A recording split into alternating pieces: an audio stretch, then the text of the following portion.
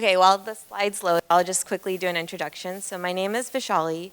I lead our media insights and certain vertical insights at Pinterest right now. For the last 2 years, I was running email marketing and product marketing on our brand team at Pinterest. And so the underlying factor between both of these is data.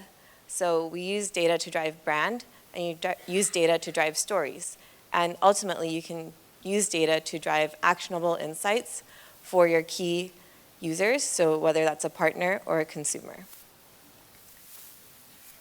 So the first thing I'm going to talk to you guys about is why I'm so excited to go to work every day, and that's disruption. So every day I go to work, and I'm super excited because Pinterest has data that disrupts. And I think when you think about disruption in data, you want to be at a place where you're excited to be there daily, and the work you do can have an impact on a larger mission. So the first person to think about big data as a functionality was this guy named Fremont Riter, who was a librarian in 1944, which is a really long time ago. And what he predicted was that every 16 years, American libraries would double in size, making them have about 6,000 miles of shelves and 6,000 librarians over time. And while that's not true today, these libraries now house terabytes of data, which is essentially the modern day equivalent. If you fast forward to 2015, Pinterest every day goes through 50 terabytes of data, and this is just one company alone. So that's huge. For comparison, the US Congress of Library has about 10 terabytes of data. So you can see the scale of what the data we have today is able to do. And so when you think about the job of someone who goes through data, your job as an insights analyst or someone on the brand team or your email marketing team, your product team, is to use this data to create a cohesive story for your end user. And your end user always wants to know what the answer is. So they don't care how you got there, but they want to know, what's the ROI? What does my customer audience look like? How am I going to scale?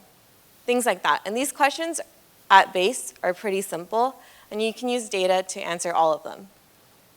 So you can't really disrupt without knowing, if you can't define the why, if you don't understand engagement, if you don't understand your audience, and if you're not sure about how the platform impacts.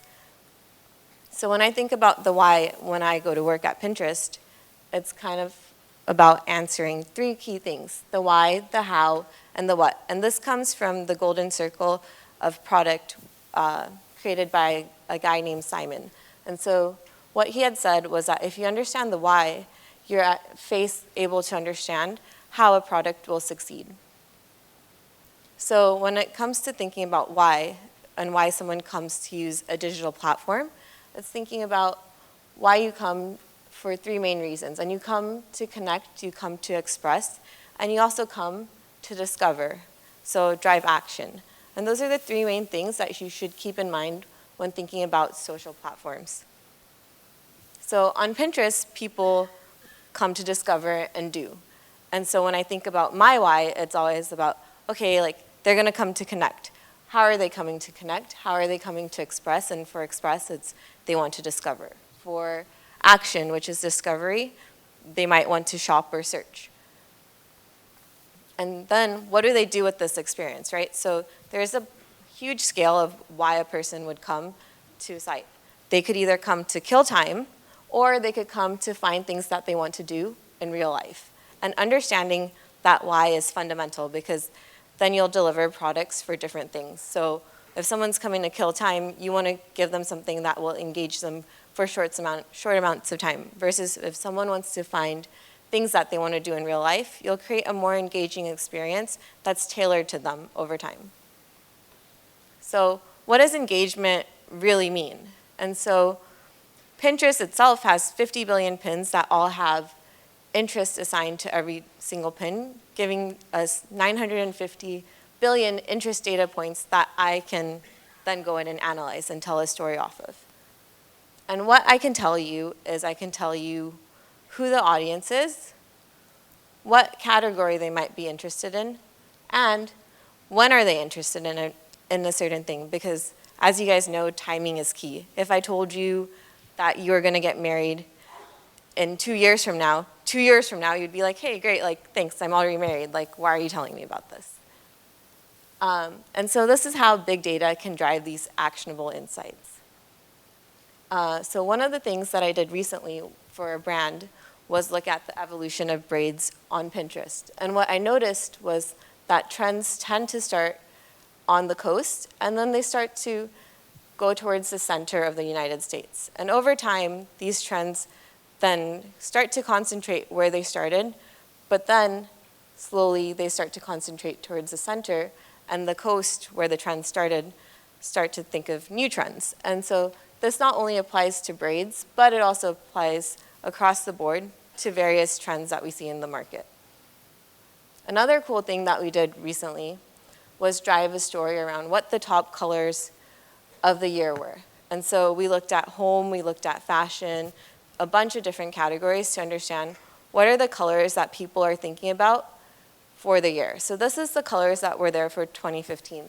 And when you think of these colors, you have to think of, okay, like how should you derive the data, and what are the guardrails you should put in place so that someone doesn't come to you and be like, hey, like, sure, like brown seems to be the color across the board, but is it because you only looked at floors? And the answer is no, like we looked across the board at floors, couches, tables, anything that could fall under home decor by placing certain guardrails. And the same thing for women's fashion. It's trying to understand what the consumer is thinking about at that time and point. And so this data was then used to drive a lot of our stories in press and was featured in places such as Oprah or WWD, which is a huge media outlet for fashion, Refinery 29, and a bunch of different places. And it kind of plays into our brand story of us being the place where people are expressing intent.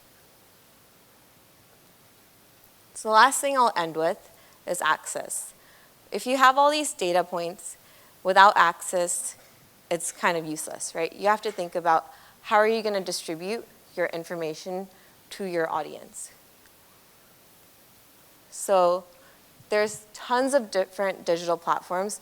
These are just some key players, and as you think about them, you can think of Yahoo being the place that you go to find content, Google, a place for knowledge, Facebook, a place to build your community, Twitter, a place for recency, and Pinterest is a place for ideas. And for me, it's being at a place where I can then take that idea and translate it to real life and go do it. And for me, that's the coolest thing about this brand and how it makes me feel.